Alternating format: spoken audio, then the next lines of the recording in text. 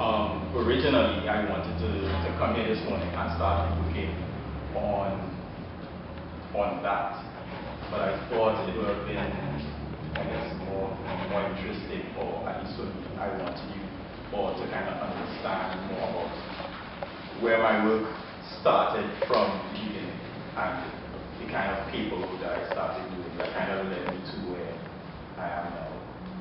So, like I can probably mention to you, I started looking in children's maths, and one of the big influences for me and my work was a guy by the name of Michael Sheriff. Well, I'm not sure if Ken probably spoke, I don't know if they've seen any of his work. And I guess in the beginning, me and Sheriff did not have the best of relationships. I guess it was probably like a generational thing, you know, getting to understand each other. But it's also the way that he speaks as well. If you have to describe Sheriff as a traditional character, you have to describe him as a peregrinator. Because if you ask him, you know, if he starts talking about this chair, he will talk about something that happens in the Arctic, and he will go all the way around. He spends the whole day talking about it to explain about this chair. But through those conversations, you know, you learn a lot about the individual, a lot about this place that he lives in, and this idea of using what you have available to you, and learning more about Carnival, and you know, using things, you know, the access to things, but also making it more than what it really is. So this morning I want to kind of give you an insight to the process of making masks through cardboard. Right? So we'll start, well, with anything. We can start by making a pattern.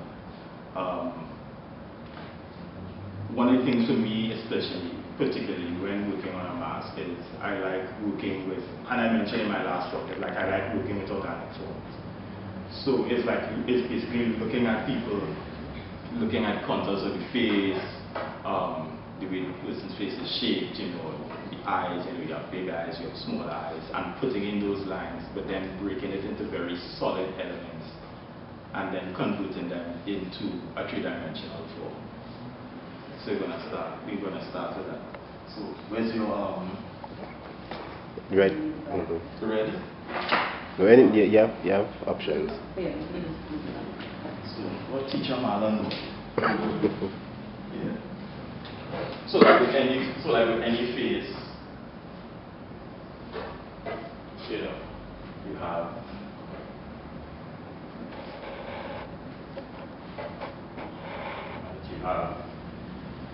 eyes, nose, mouth.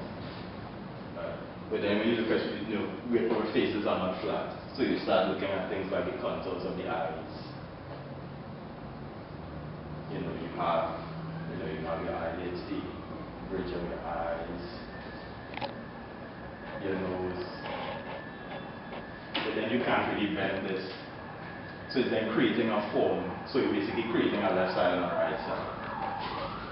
So you look at things like from a profile point of view. So you look at the profile of the face, the shape of the forehead, the shape of the person's nose from the side, the mouth as well. And basically breaking it down to very basic elements. You know, the lines on the face.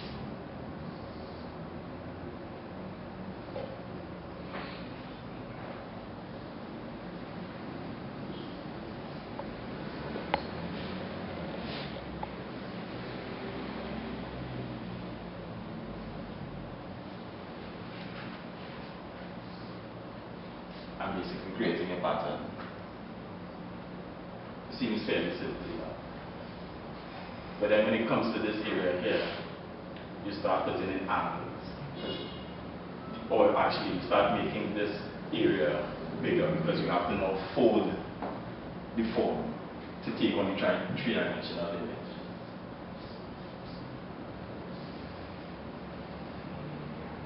what you end up with basically. Where's your eraser? That one?